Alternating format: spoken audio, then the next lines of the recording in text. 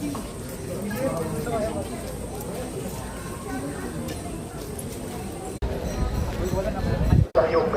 বন্ধুরা, আজকে আমি এসেছি দক্ষিণেশ্বরের মায়ের মন্দিরে। অনেকটা দিন পর এসেছি, প্রায় 1 বছর তো আমি পুজো দিতেই পারিনি, কারণ ওষুধ ছিল। আর আজকে এসেছি মাকে মন ভরে পুজো দিতে। মায়ের পুজো সম্পূর্ণ হলো। দেখো তোমরা বন্ধুরা মন্দিরটাকে একটু।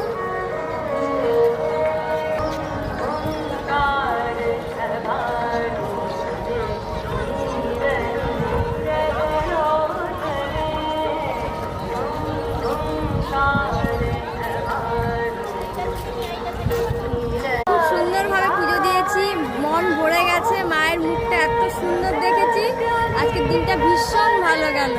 এখনকার মতো রাখি, শুভ সন্ধ্যা বন্ধুরা, টাটা।